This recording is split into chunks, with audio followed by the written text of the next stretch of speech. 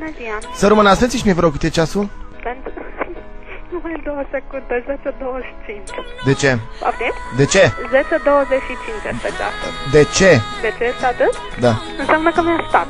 Cum? Cu cine doriți? Eu m-ați întrebat câte ceasul. V-am spus că este 10:25. Atât arată ceasul de la mâna mea. Dar de ce? Nu înțeleg întrebarea. De ce este 10:25? Pentru că atât arată, eu știu.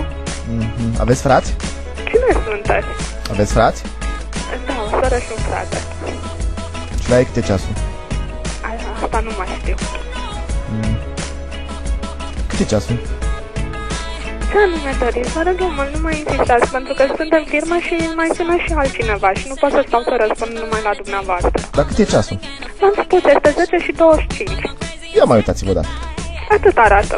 Probabil 10:26. Na na na na na na.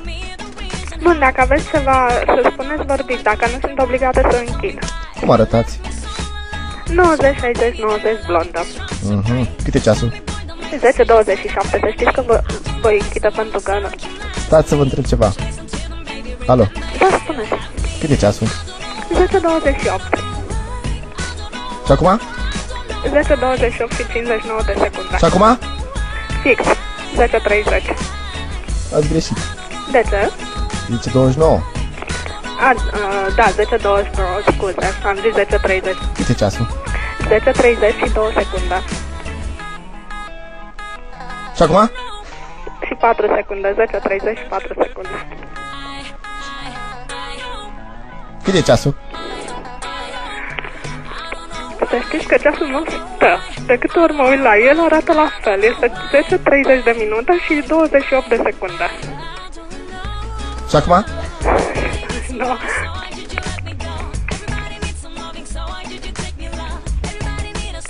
Câte e ceasul?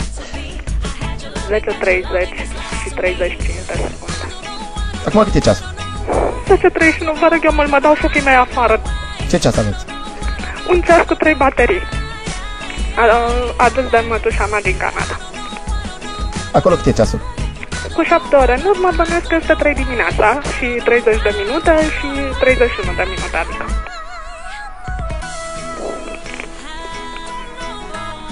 Acum câte e ceasul? 10:31 și 10 secunde. Cât costă ceasul? Asta vreau să știu. Cât costă ceasul? Ceasul meu nu este de vânzare. De ce n-ați spus așa de la început? Eu în tabără, că nu mai pot. Mi-a mâncat zilele.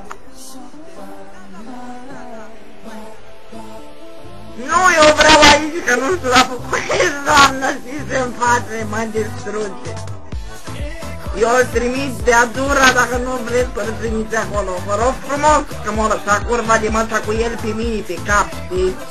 Și că eu mă duc să muncesc. Bine, du-te, și când am văzut ce drac are la ușă, eu cred că are draci în el, doamne, că nu mai se astâmpără nici noaptea, nici ziua nu doarme, toată ziua meșterește, desface șifonierele, dezmembrează televizoarele, îmi pune în plasa, în loc de pasă de dinți, îmi pune în alea de viceu, dar eu cât să mai rezist, spuneți. 9! A treia trece acum doar al draci și-a luat vacanță și nu mai scap. Păi nu vrea să-l ia nimeni. Eu sincer m-aș duce cu el la o biserică, te spuneți.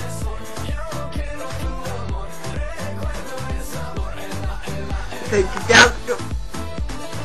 Așa mea, doamnă, că mă săia sănătoasă, doamnă.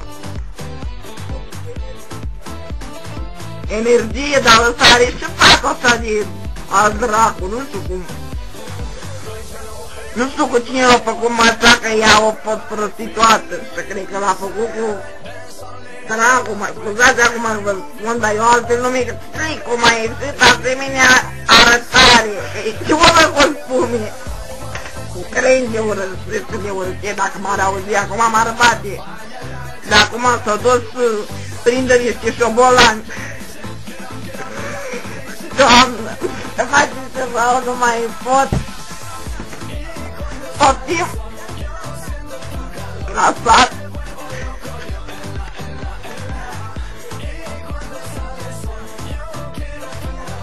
Păi cine să-l țină? El toată ziua are un șobolan care îl plimbă după el.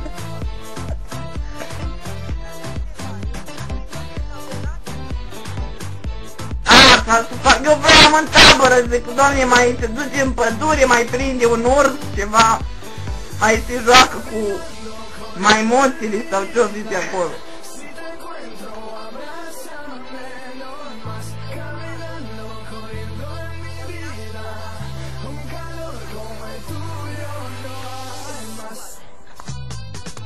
Da, eu am mai fost odată și eu am început să scuipi pe pereți, nu știu ce are, credeți-mă.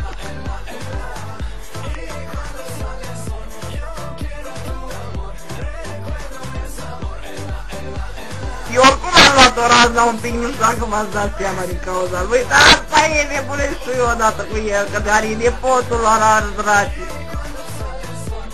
O măsură o să iau, doamnă, haideți că mai vorbim.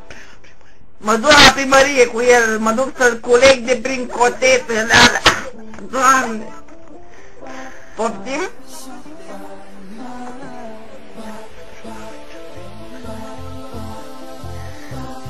Haideți că uite, îl văd pe geam acum, a oprit un... Ihor, nu știu ce.